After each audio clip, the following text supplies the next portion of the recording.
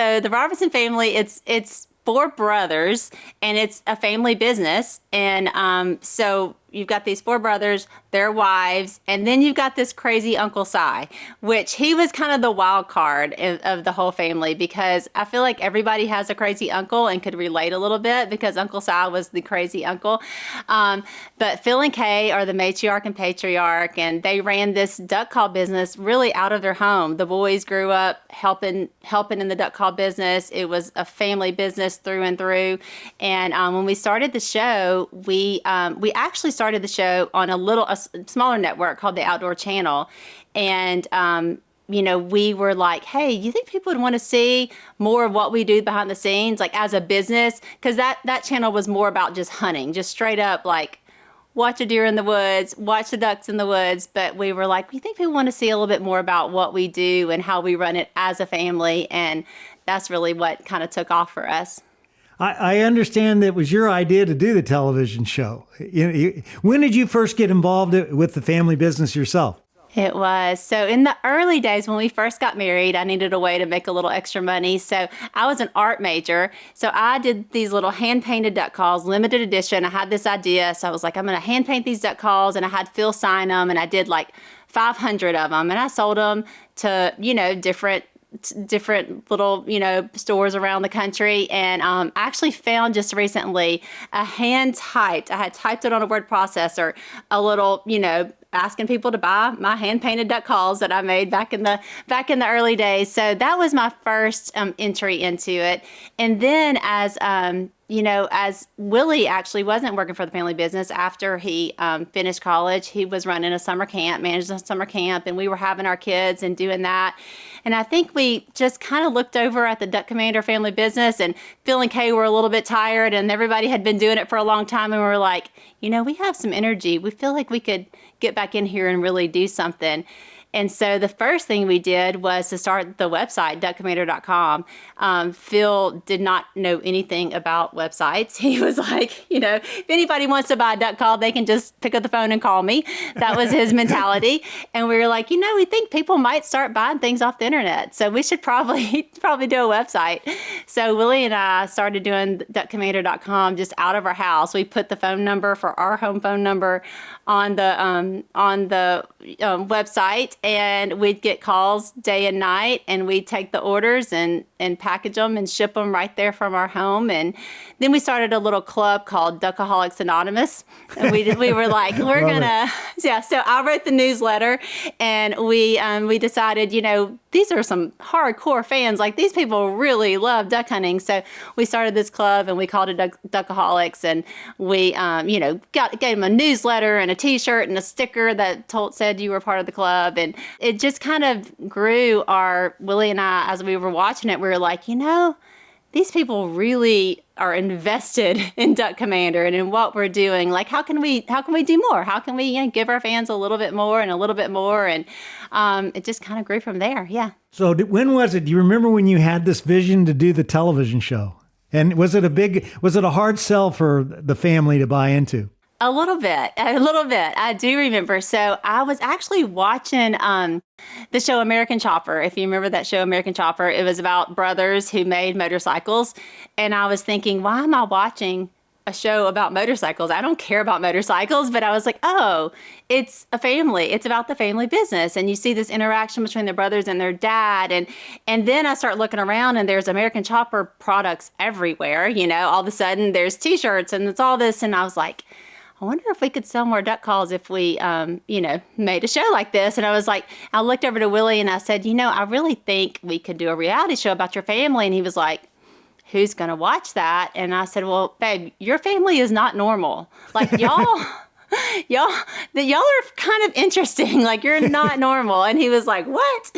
So we actually went down to Phil and Kay and told them we had this idea.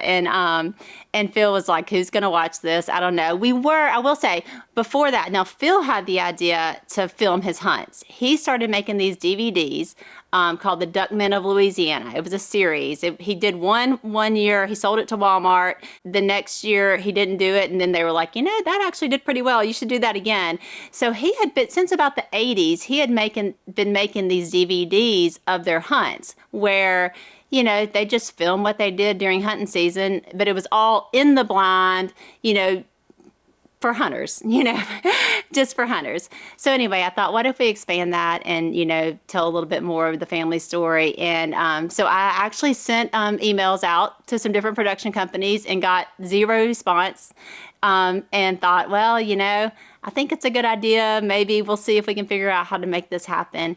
And we were at our big industry trade show one year, and Benelli Guns, we had a sponsorship deal with Benelli Guns. One thing that Willie is so good at and was so good about whenever we kind of came back into the business, Phil was kind of this loner.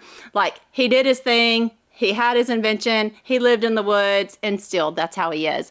But Willie's a people person, and so he had started building these relationships with a lot of different other people in the outdoor industry, and we had a relationship with Benelli Guns. They were sponsoring us and doing some things with us at that time, and they had just hired a guy out of reality TV. And so they asked for a meeting, and we went and sat down, and he said, I had this idea. I think your family could do a show. And I was like nudging Willie. I was like, see, I told you. So that was pretty fun, exciting time.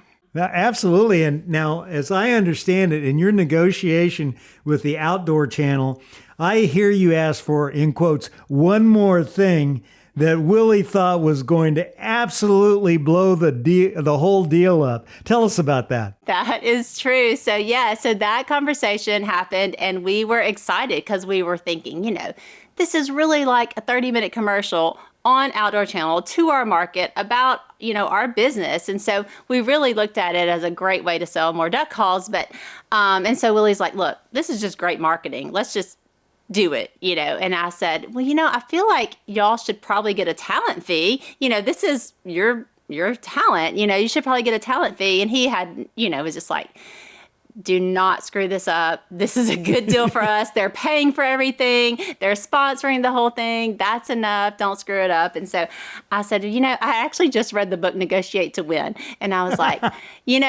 this cannot hurt. Like, we can ask, they can always say no. And he's like, all right, well, just back off. If he just seems at all like he's going to back away, back off. Don't screw this deal up.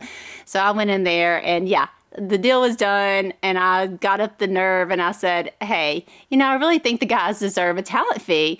And I put my number out there. It was not a whole lot of money, but I put the number out there, and the guy said, okay, sure, done. And then Willie was like, God, we should ask for more money. Of course, then I was like, see, I told you, I tried to go for more. You held me back. Well, you did all right. As I understand it, you got $30,000 for Phil, Jason, Willie, as an appearance fee, which is great. Now, how'd you determine the name for the first show? Let's see. So originally it was Duck Commander, it was Benelli Presents Duck Commander. Well, then as that show was happening, we were kind of winning all the awards, and they had these Golden Moose Awards. We won the Golden Moose Awards, all these awards in the outdoor industry. And we got an email from, a guy from Hollywood, information@duckcommander.com. He's like, hey, I think you've got what it takes to have a big show. And so Willie called him back. I remember I was in the room, he's on speakerphone, and he's like, I saw your show, and he's just like, you're going to have, if we do what I think this show's going to do, you're going to have billboards in Times Square. And we're like, yeah, right. But, we did really believe in it, and we did think we had something special. And we made a sizzle reel and pitched it around to all the networks and got offers from a lot of networks, which was really exciting. And ended up going with A&E, partly because I watched a show at that time called The Gene Simmons Family Jewels. And it was like a television show about Gene Simmons' family, which I was like, and they look like a great family, and it's like Gene Simmons, so obviously not a great family. But I was watching the show at the time, and A&E had a good 50-50 audience. They had an audience like 50% female, 50% male, which really fit what we felt like our demographic, because we're such a family show. And so we said yes to A&E, and then they're the ones who came up with the name Duck Dynasty. We submitted all kinds of names.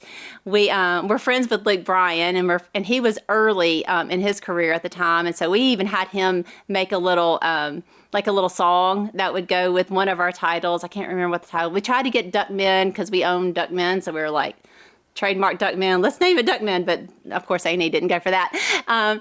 And so they came up with the name Duck Dynasty, and we were just like, we thought I'm not sure about that, but hey, we'll go with it. We'll trust it, and it turned out to be very, very good decision.